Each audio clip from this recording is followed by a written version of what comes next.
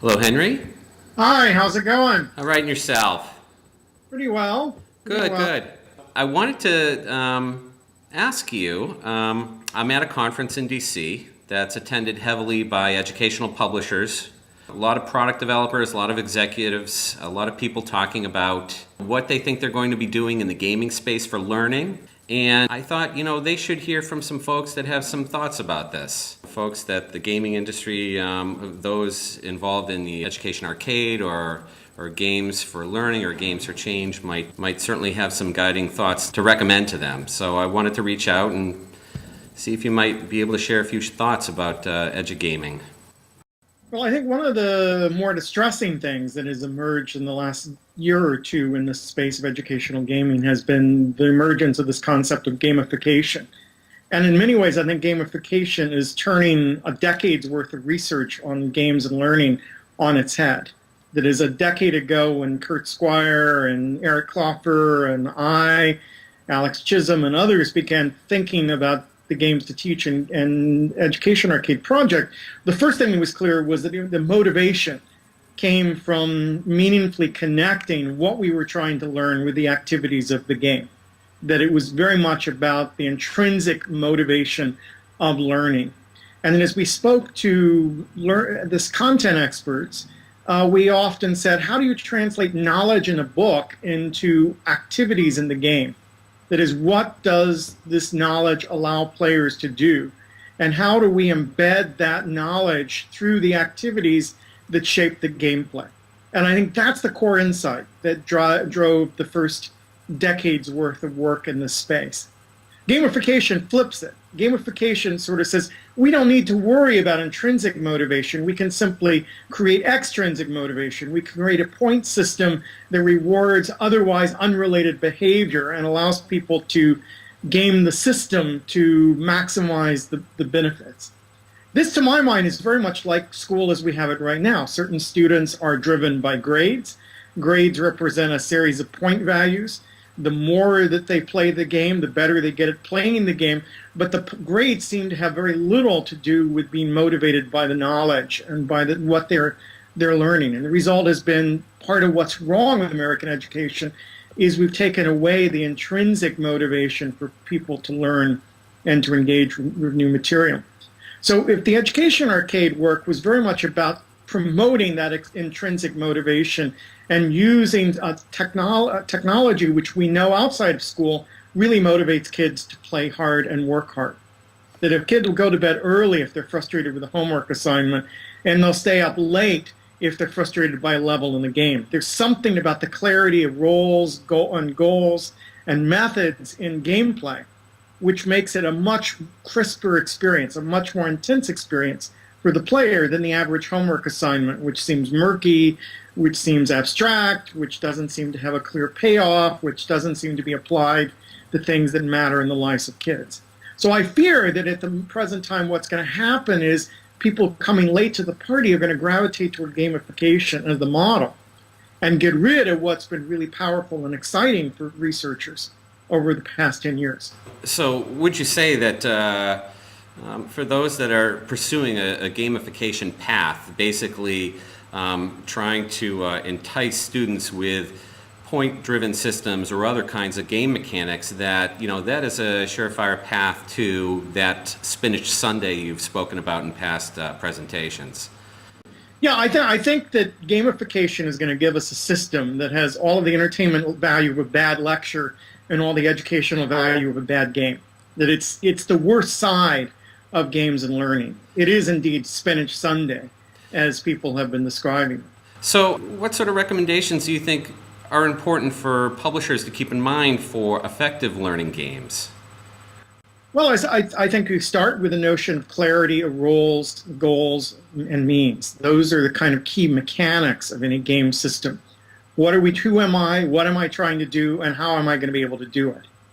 Now, if you couple what you want people to learn to those three levels of the game, that is, you learn to see the world in a certain way, This is what people have called epistemic games, that is, games based on knowing how to be a certain kind of person, a scientist, an historian, an urban planner. If you frame the learning around the goals, that is, what am I trying to achieve and why? Or if you frame it around the means, what are the skills and knowledge I need to achieve those goals, then you have a system that is highly motivating and will push people to dig deep into the content you want to study. Now, the caution I throw to that is something Will Wright, the designer of The Sims and SimCity and Spore, said to me some years ago, which is he felt that the best learning games were open-ended systems which supported all kinds of goals and means, you could explore a large space and find those things that were deeply meaningful to you. And his fear was that games for learning would be put on too hard a set of rails, that they would have too fixed a notion of what the curriculum was and what we wanted students to get out of it. Mm-hmm. That it would be a variant of the standardized test, and the result would eradicate the sense of a discovery that he felt emerged best in the games that he had designed and which he thought were most rewarding. And I think that's an interesting caution. I think the challenge is to have goals, roles, and means, but to do so with enough flexibility that kids can take them in their own directions and explore those aspects of the world that are richest and most meaningful to them. Something they rarely get in current schooling practices based on standards and standardized testing. I sometimes wonder, Will Wright's approach to gaming and learning, and that, it's a sense of discovery through system-based kind of gameplay. Those wonderful concepts don't necessarily fit very well in a Carnegie unit. They don't fit within a 50-minute class period. And then I also wonder, the work of Will Wright is really brilliant because he's so passionate about all the content he brings to his games, much in the same way an editor is with a textbook in textbook publishing. I wonder whether we can have that same kind of benefit from an editorial community that gets involved in making games. Well, I think you've got to have good game designers working with good content specialists to develop educational games. That is, I think the games that an educator designs on their own may not have that sense of systemic thinking, may not have that level of motivation, may not have the creative activity that a Will Wright would bring to a game. So it's partially has to be about some kind of partnership. And that most of the low budget, foundation funded serious games have not necessarily had the most compelling gameplay and have been sandwiched into existing schooling practices. Whereas I think a lot of us who came in on educational gaming early on saw it as a way of transforming schools, not forcing it to fit within the grooves that schools had already created. That said, I think we can imagine lots of different ways things fit. So one is to design smaller scale games that do work in a 15-minute period. Mm-hmm. Another is to see the game as something like outside reading or homework, that is something kids do on their own in their own times, and the school connects to their gaming but doesn't use gaming in the classroom.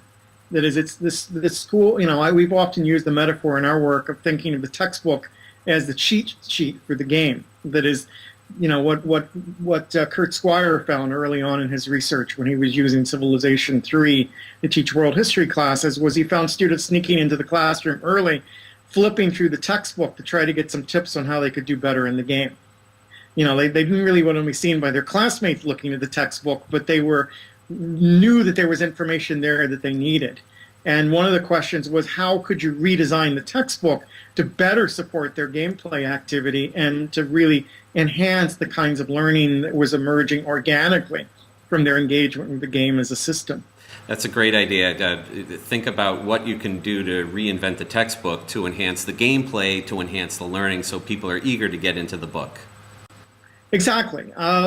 These were textbooks students had maybe never opened before. They've been expensive resources the school had bought and no doubt filled the coffers of the textbook publishing companies, but hadn't actually been effective at achieving what they set out to do, which was to provide a resource that allowed kids to grow and learn.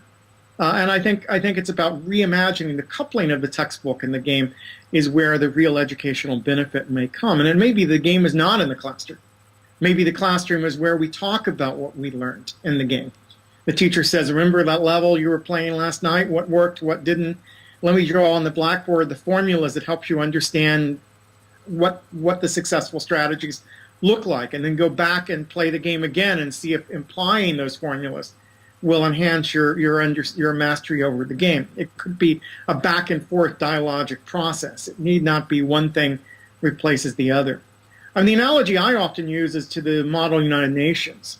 And with the Model United Nations, which has been in American schools, at least since when I was in high school, and probably a good deal earlier, was a role play activity. Every school chose a country, and you showed up and played out the procedures of the United Nations. But it was not simply the role play activity. That if you just showed up at the game and started playing, you were going to do rather badly. You had to prepare for the game. You read up on the United Nations. You looked at the charter. You did research in the library and contemporary issues. You developed an understanding of your country. And you didn't just stop playing the Model United Nations. You came back, you wrote, you spoke.